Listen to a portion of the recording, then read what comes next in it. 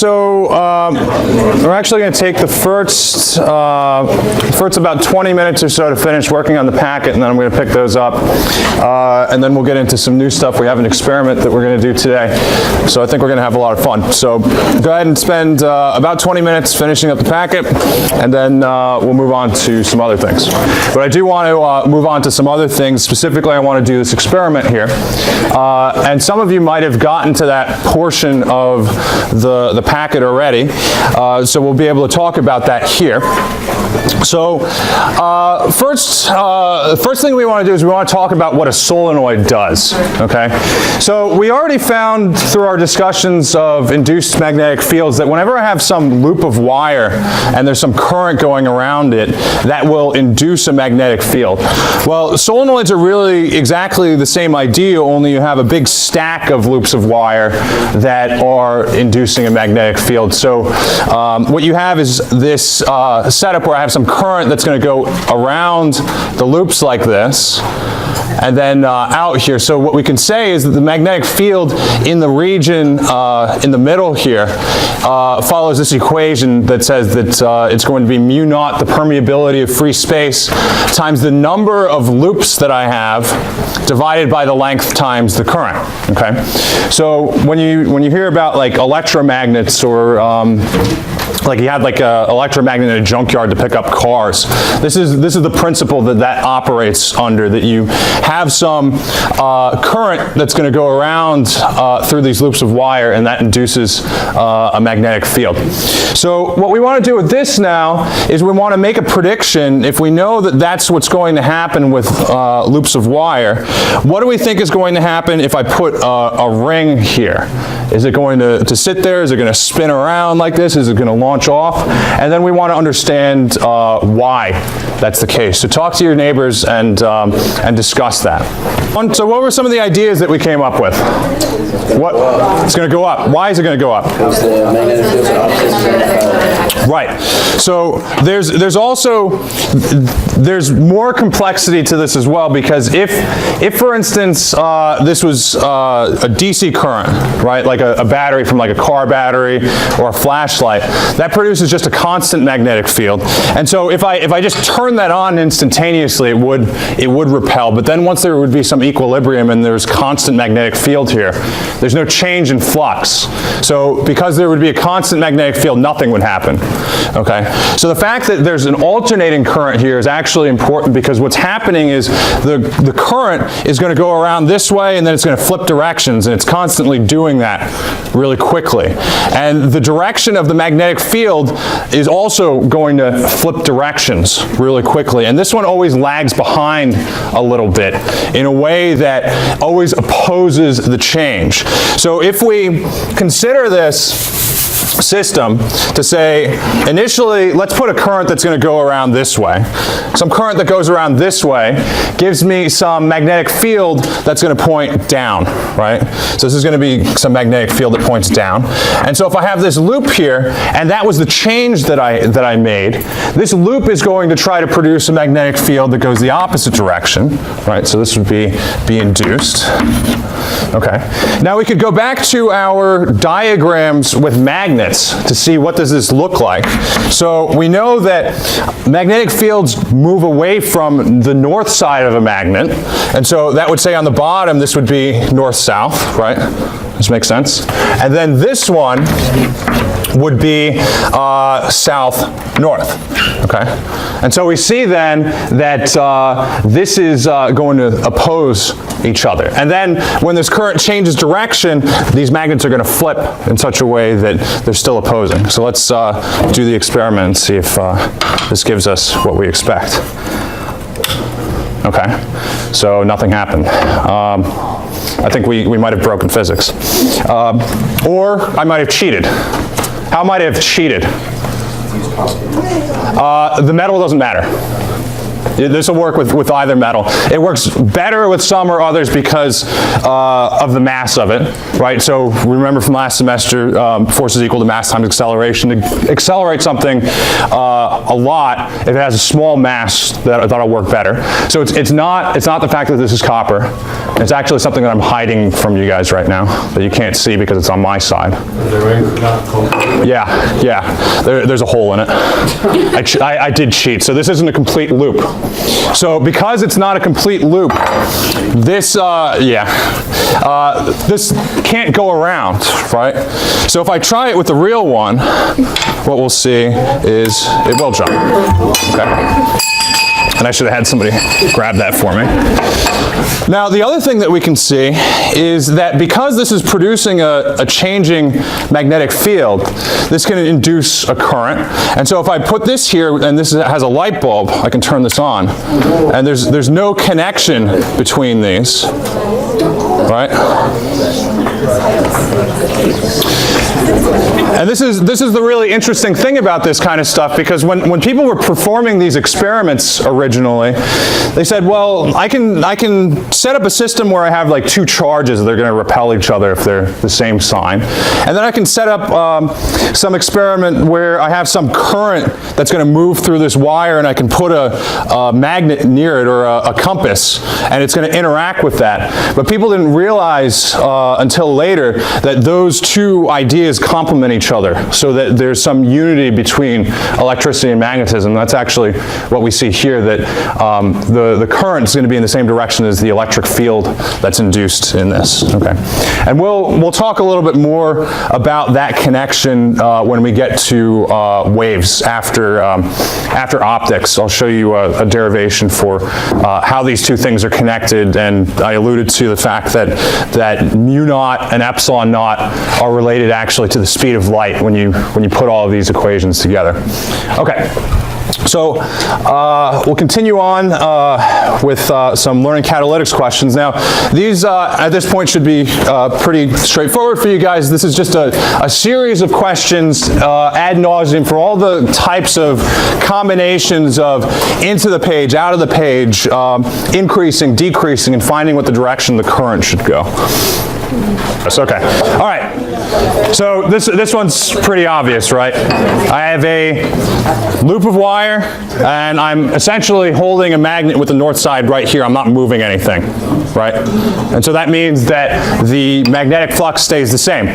So what we want to do is consider, what does that mean about the induced magnetic field? So this is the next question. Like I said, we're gonna go through these pretty quickly until we get to some more interesting ones. So what does this mean about the induced magnetic field? Because the magnetic flux isn't changing, so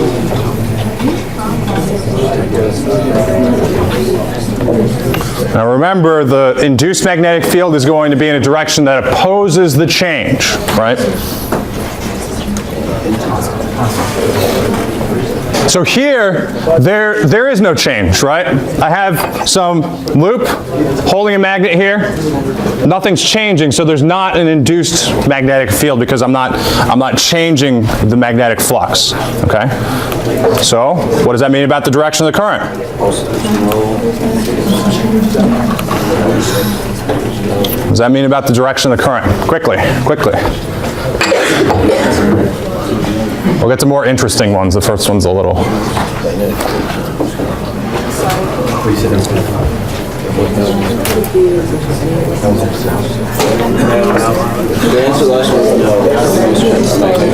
I'm kidding.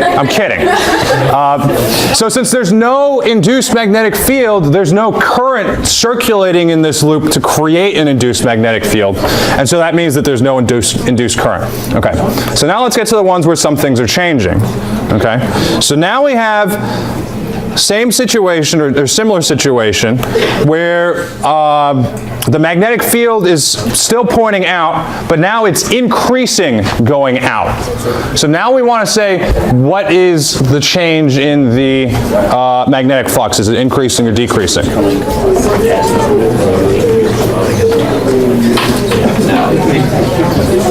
This should be very obvious because of the wording that I have highlighted, right? Basically just give you guys the answer. Okay.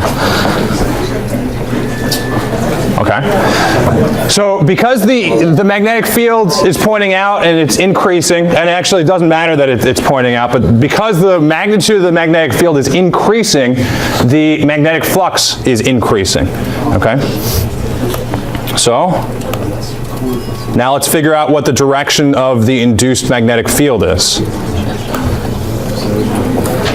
How are we going to oppose that change?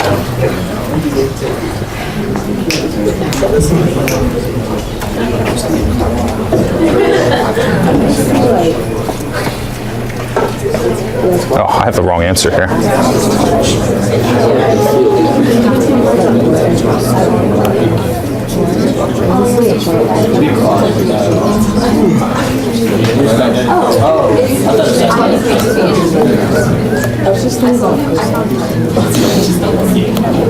Oh well.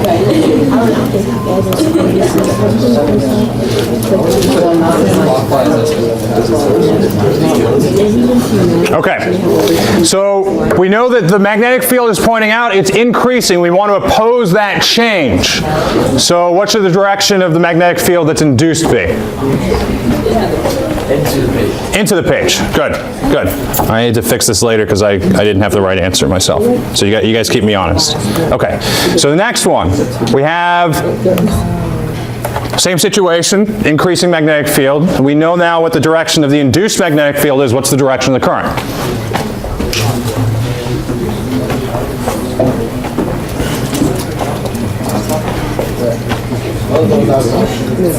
So remember your right-hand rule.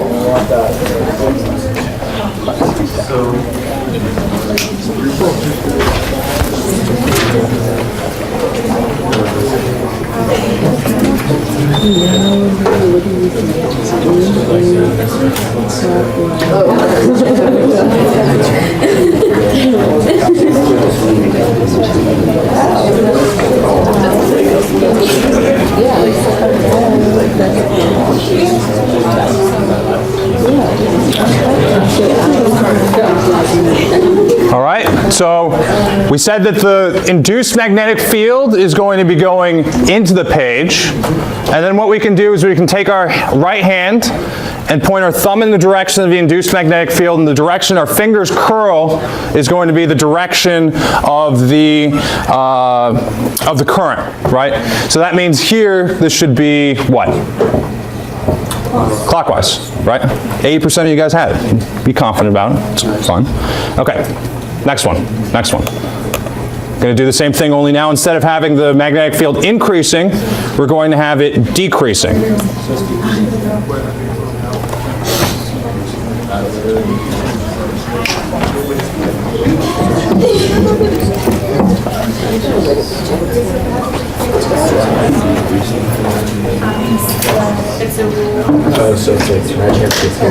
So again, this is really obvious, right? The flux is going to be decreasing because the magnetic field is decreasing. Now we want to determine what the direction of the induced magnetic field is. What's this direction?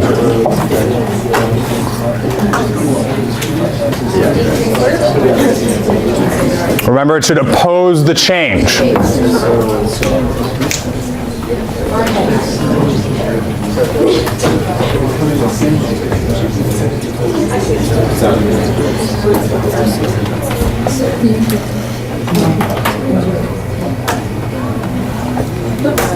Okay, so we had our magnet like this, and we're essentially moving it away, right? So that's decreasing the amount of magnetic field, and the loop is going to want to act to oppose that change, right? So if I'm losing magnetic field, it wants to produce magnetic field in the same direction that it originally was, right?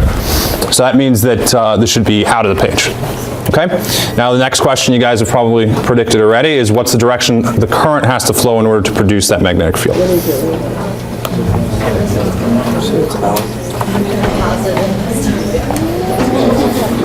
Remember your right-hand rule.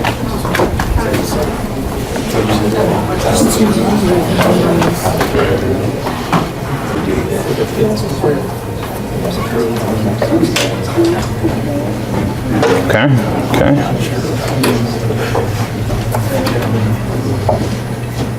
Good, good. So we know the magnetic field has to point out. Thumb points in the direction of the induced magnetic field. Fingers curl in the direction of the induced current. And so this one is going to be counterclockwise. Okay? So I guess you guys can see where this is going. Now we're going to do the same thing with the magnetic field pointing in instead of out. Okay? And that's what I'm going to give you very little time for because I basically tell you the answer in the problem. Is magnetic flux here going to be increasing or decreasing? Yeah. Sorry. It's teacher reflex. Actually, I did that a couple of times while I was at the wedding because some people were moving their arms around. It's this weird thing people do called dancing, apparently. But I see arms in the air. I'm like, oh, somebody needs somebody needs help or needs me to answer a question, right? Okay, so here the magnetic field is going to be increasing going into the page, and so the magnetic flux is going to be increasing. What's the direction of the induced magnetic field now? What is the direction of the induced magnetic field?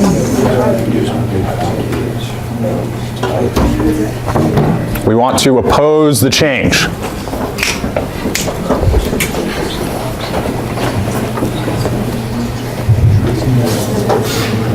Okay, good, good. I think we're all getting this now. So opposing the change means that if I'm increasing it going in, I need an induced magnetic field that goes out. And again, you'll be able to anticipate my next question. What is the direction the current needs to go in order to produce that induced magnetic field?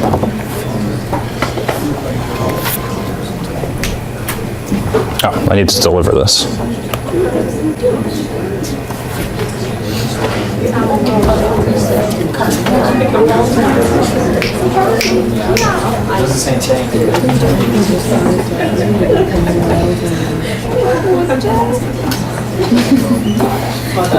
Okay, good, good. So we know that induced magnetic field points out. Right-hand rule has to curl this way, so that gives us counterclockwise. All right, this is going to be the last series of these. So now if we have this magnetic field pointing in and it's decreasing, what's the magnetic flux going to do? Give you guys like 10 seconds on this.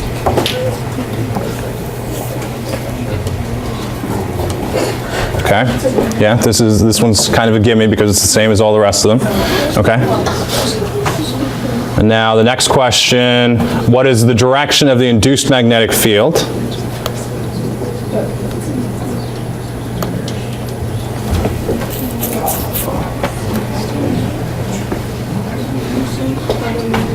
It's the direction of the induced magnetic field in this case.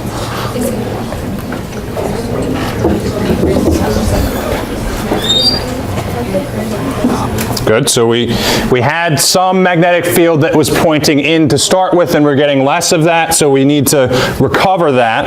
And so the magnetic field is going to be pointing in. And now the last question in this series, what is the direction of that current going to be in order to produce a magnetic field that's pointing in?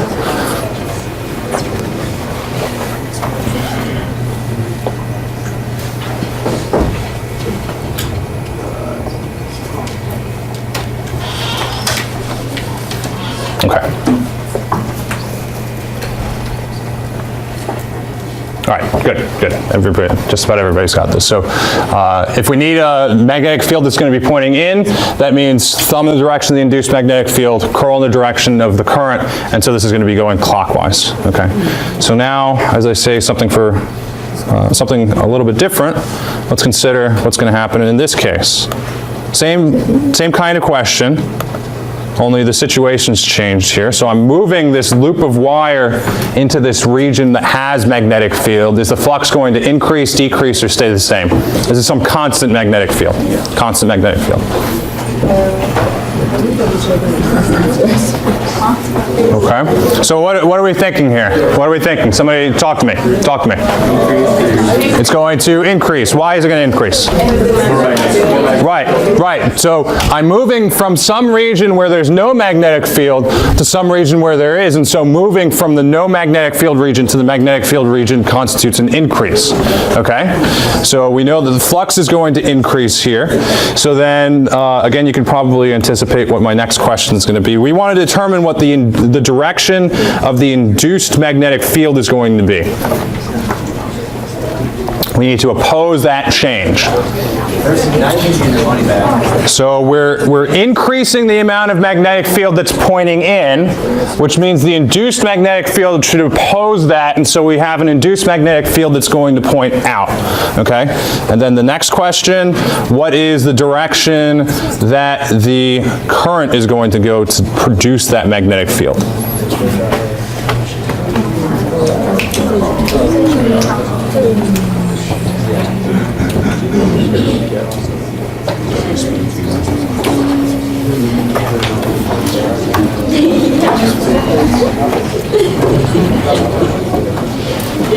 Okay, good.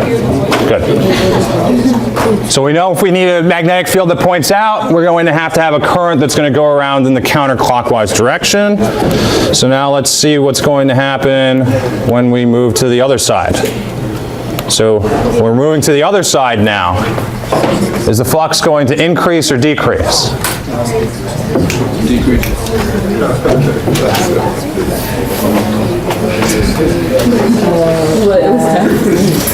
Okay. So we're moving from some region that has magnetic field to some region that has no magnetic field, and so what that means is that this is going to decrease.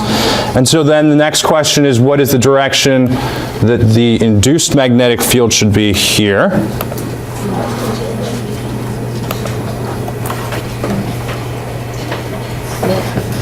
Want to oppose the change.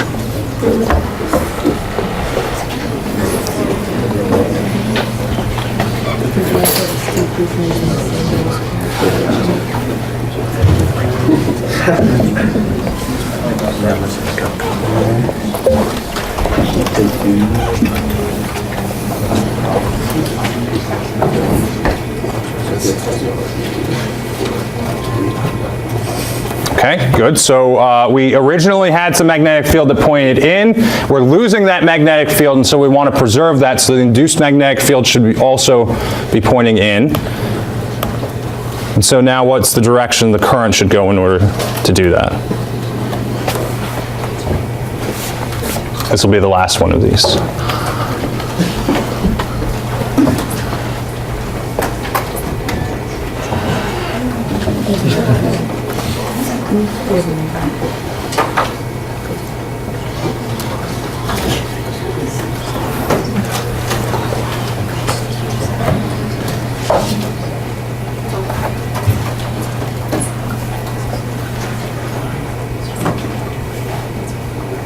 Okay, good. So we'll have a current that's going to be going in the clockwise direction to produce this magnetic field. Okay. So the next question I have is a little bit different than the other ones. And this question is concerning what the direction the force should be acting on this loop of wire. And there's kind of two ways to think about this. We could determine the direction of the current, and so that's one way that we can do it. But then we could also think about Lenz's law and say, what direction should the force be to oppose the change? Like I was telling some of the guys up front, there's actually two ways to think about this. One way is to follow what we've been doing and talking about what the direction of the force is in terms of the right-hand rule. So we already figured out that the direction of the current should be clockwise, which means that for this segment right here, the current's going to be going up. So we had this equation here that told us that in the presence of a magnetic field, if I have some current, the force or the direction of the force is going to be related to the right-hand rule, right? So what that means is I can point my fingers in the direction the current goes, so here it's going up, curl in the direction of the magnetic field, and then it goes this way. Now, what can I say about the direction of the force from the top one? What's the direction of the force from the top one? Fingers this way, curl in the direction of the magnetic field, it goes up. How about this bottom one? Down, right? Now, it turns out that because this length of wire in this region and this length of wire are the same, the force on the top and the bottom are exactly going to cancel each other. What's the force on this portion? It's going to be 0. Why? There's no field. Right. So we can look at this equation again, and we can ask ourselves, what is the magnetic field over here that's from the external magnetic field? And since it's 0, the force on this one is 0. So when we add all of those up, what we're left with is just the force on this one, which is going to point to the left. Now, what's the other way that we could think about this? What's another way that we could think about this? You had it. Nature hates change. Right. So explain what you mean when you say that. So if we're pulling the loop out of an area of field, it's going to want to create a force to bring it back into the field. So if it's naturally moving to the right, the loop is going to want to put a force to the left so it goes back into the field, so the amount of flux stays the same. So it's not Perfect. changing the loop. Perfect. So let me just reiterate that so you guys in the back can hear what he said. So what he was saying is that because nature abhors changes in magnetic flux, it's going to act in such a way to oppose that change.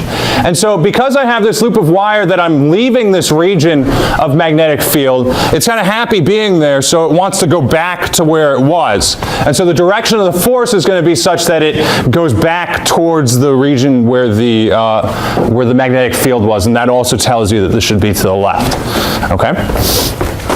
So now let's try to do some calculations with this. So we know what all of these directions are. Now, if we know, and we're just going to do this all in terms of variables. So if we know that the magnetic field just has some value B, this loop has dimensions V and W, H and W, and it's moving with some velocity V, we want to determine what the current is in the loop if it has some resistance of R, and also what the magnitude of the force is. We already determined what the direction of the force is. Now we want to figure out what the magnitude of the force is. Okay? So go ahead and spend some time working on your neighbor with that. Let's go ahead and talk about this one. So this is really getting into the calculation portion of the concepts that we've been talking about. So when we were trying to approach this problem just to find what the direction of the induced magnetic field was and what the direction of the induced current was, we had some conceptual understanding about the fact that this is going to act in such a way that it opposes the change. But now we want to actually see, since we know that the change in magnetic flux is related to what's called the induced EMF, or ultimately what the direction of the current is going to be, we want to be able to calculate this. And so this is the equation that tells you what the induced voltage essentially is. So really what this is getting at is the fact that by changing what the magnetic flux is, I can induce a difference in potential the same way as it would be if I put a battery on this, right? Which was really what I was doing with this loop here. So if I connected like a car battery to this, that would probably naturally make sense that this would light up. But when I'm putting it here and then I'm turning this on, I'm doing essentially the same thing because the changing magnetic field is producing a current. And so this is the equation that tells you this. This is what's called Faraday's law. This is explicitly Faraday's law in kind of an algebra sense. It's a little bit more complicated in the in the calculus classes, but this is what we use here. And so that says that the ratio of delta phi divided by delta t as an absolute value is equal to the absolute value of v. And so then what we need to do is we just need to determine what delta phi b is here.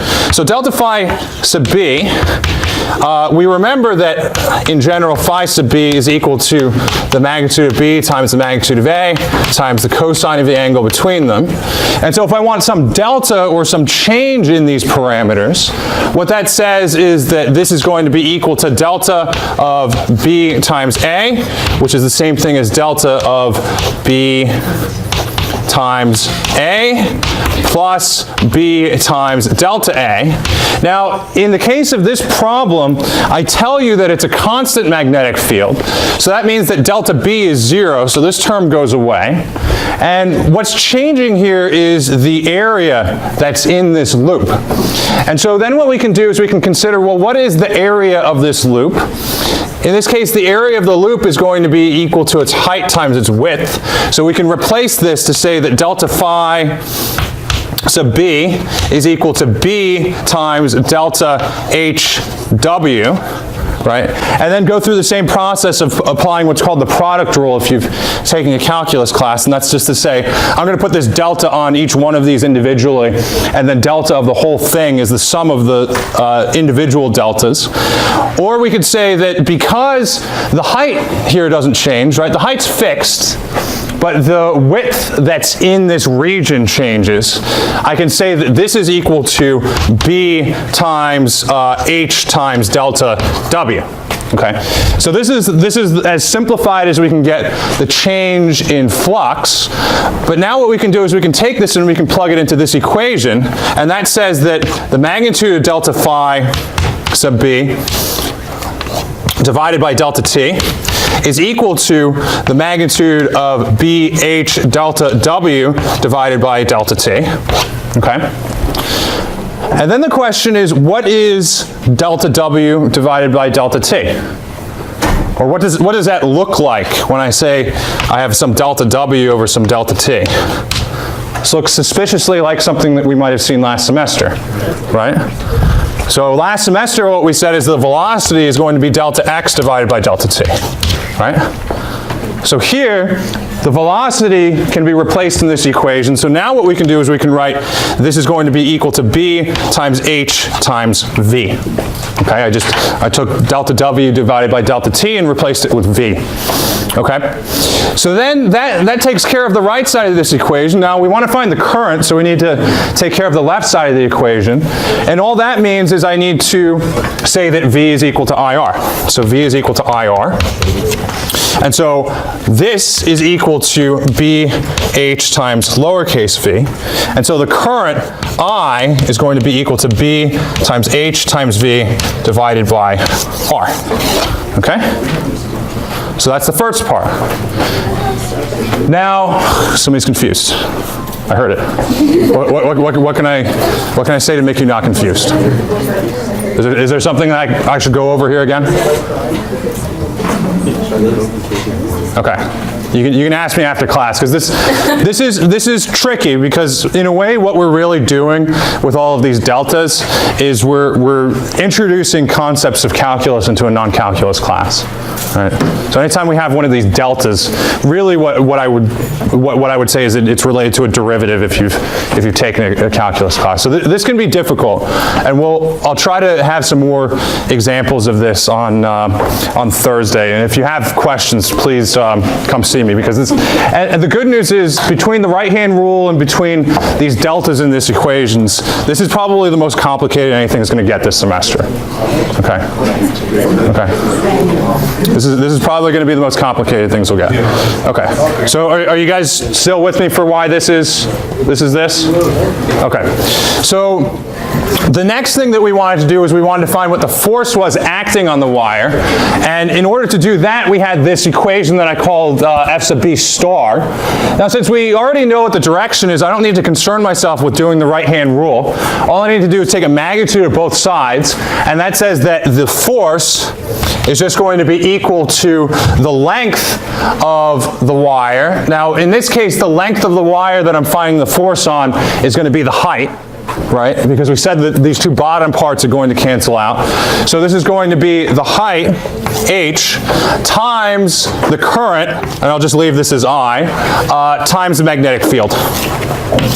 And I could take this and I can plug it in here to find exactly what the force is. Okay? Any questions?